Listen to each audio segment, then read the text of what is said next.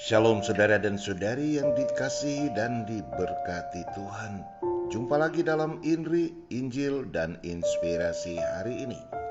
Hari Senin dalam pekan biasa yang ke-18. Kita akan segera mendengar renungan yang disampaikan oleh Pastor Pius Lawe SVD dari Paroki Masohi, Keuskupan Amboina. Apakah kamu juga hanya senang mendengar apa yang kamu inginkan dan hanya mengimpikan mukjizat berjalan di atas air tanpa mau menghadapi badai dalam hidup?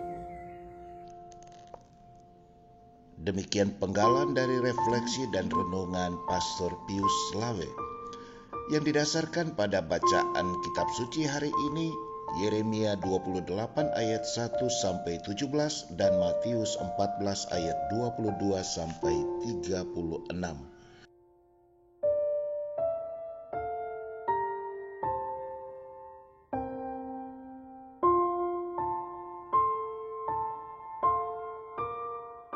Semoga Anda berkesempatan untuk membaca perikop tersebut secara pribadi.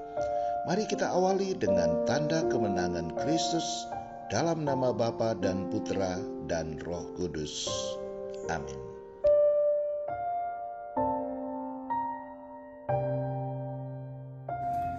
Saudara dan saudariku yang saya kasihi di dalam Tuhan, selamat pagi dan selamat memasuki pekan kerja yang baru. Saya Pastor Pius Lawe SVD, misionaris Serikat Sabda Allah yang sekarang bekerja atau melayani sebagai pastor paroki di Paroki Santo Yohanes Penginjil Masohi, Keuskupan Amboina. Pertama-tama saya menyampaikan sekali lagi limpah terima kasih kepada Pastor Eltus yang telah mengundang kami untuk terlibat dalam men-sharingkan refleksi harian di channel ini. Yang kedua, hari ini saya akan membawakan permenungan singkat dengan judul Teguh Menyatakan Keberanian Iman. Mungkin saya terlalu mengeneralisir hal ini, yaitu bahwa orang lebih senang mendengarkan apa yang ingin mereka dengar. Orang tidak suka dan bahkan cepat merasa tersinggung ketika suara-suara yang meneriakan kebenaran moral dan suara-suara yang mendengungkan dan menyentuh kenyataan kehidupan yang bobrok atau hidup yang jauh dari aturan moral yang benar terus saja mengiang dan bahkan menyengat telinga mereka. Orang merasa terganggu kenyamanannya. Orang merasa terusik dengan kemapanan yang sudah lama mereka hidupi. Mereka bahkan tidak mau diganggu dan menutup telinga terhadap setiap sentilan yang menggugah dan menghakimi nuraninya. Saya beri contoh sederhana. Minggu-minggu belakangan ini, tentu banyak umat yang merasa tersentuh, bahkan tersinggung ketika seorang pastor terus saja berbicara tentang maraknya orang-orang berjudi online yang kita kenal dengan judi togel. Tak dapat disangkal bahwa di wilayah tempat kami melayani, kebanyakan umat telah ikut terbawa arus judi togel secara masif. Orang-orang tua dan muda bahkan siang dan malam sibuk mencakar dan menganalisa nomor togel. Banyak situs online, berita medsos semisal Facebook dihiasi dengan status-status seputar pemasangan nomor yang benar, mimpi yang jitu tentang angka-angka mujur, dan seterusnya. Orang-orang bahkan ramai membuat grup-grup media sosial untuk saling menginformasikan nomor-nomor yang membawa keberuntungan. Lebih menyedihkan ketika hal ini dilakukan depan anak-anak mereka di rumah. Saya sering meneriakan supaya orang-orang dewasa perlu mengevaluasi lagi kecenderungan ini. Apalagi jika hal ini dilakukan dan dirasa lumrah untuk dipertontonkan di depan generasi muda atau anak-anak mereka.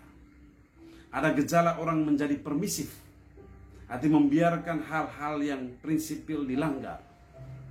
Ada tendensi untuk merelativisir nilai-nilai kebenaran yang fundamental.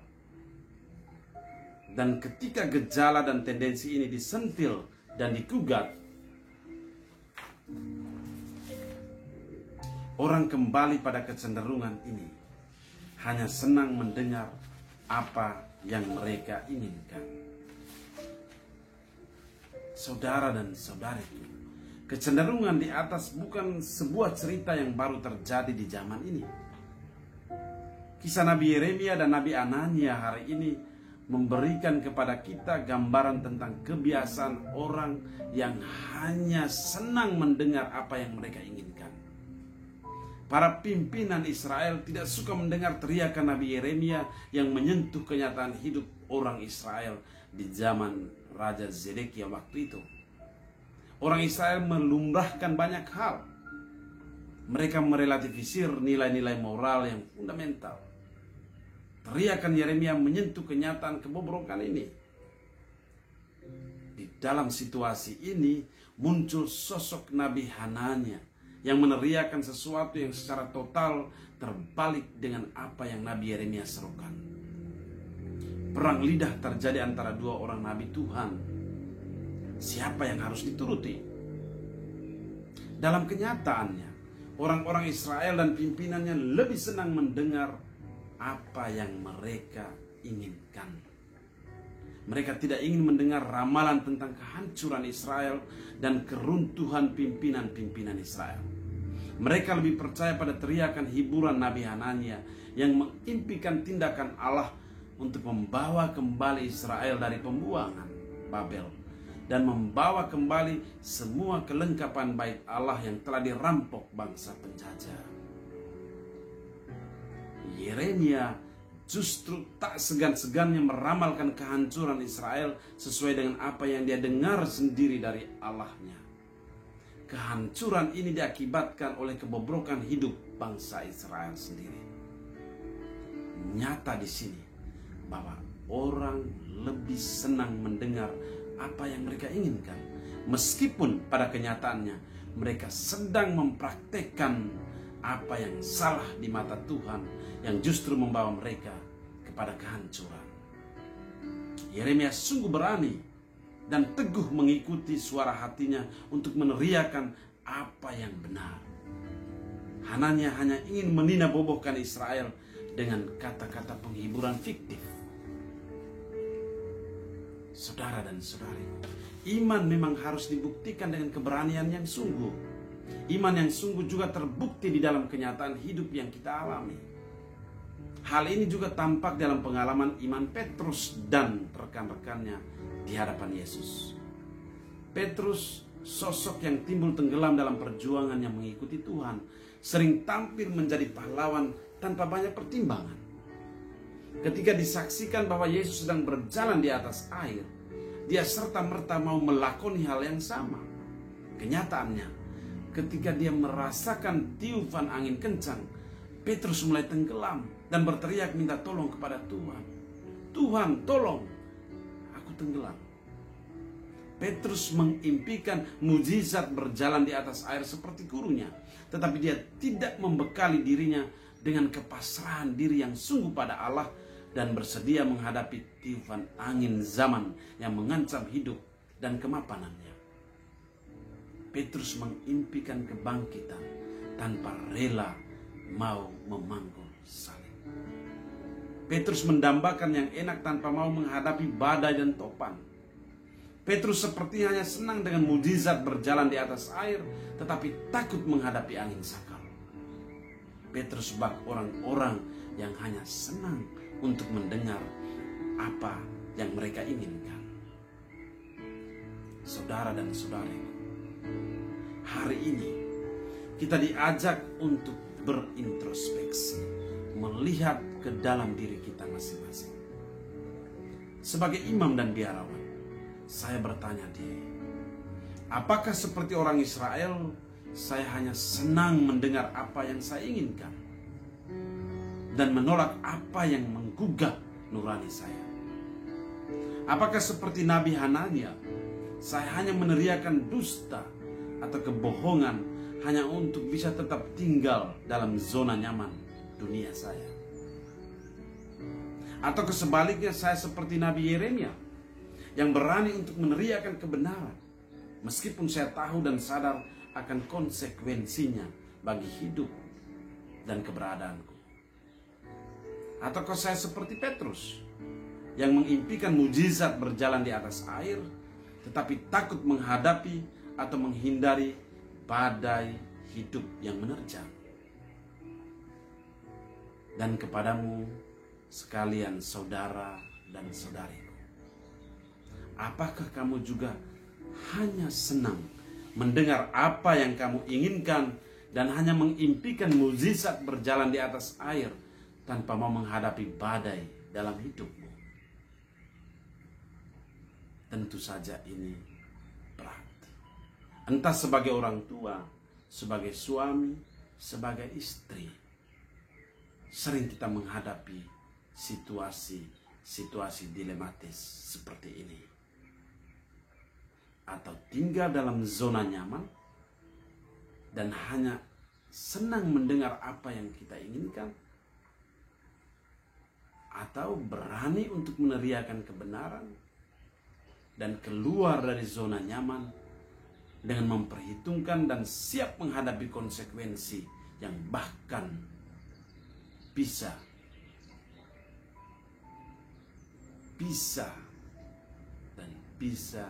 menghancurkan hidup kita. Maka hari ini, saudara dan saudariku, bersama pemazmur kita berseru kepada Tuhan agar Dia sudi mengajarkan kepada kita ketetapan-ketetapannya, agar kita teguh menyatakan kebenaran iman. Sekali lagi, bersama pemazmur hari ini kita berseru kepada Tuhan agar Dia sudi mengajarkan kepada kita ketetapan-ketetapannya, agar kita teguh menyatakan kebenaran iman. Tuhan memberkati.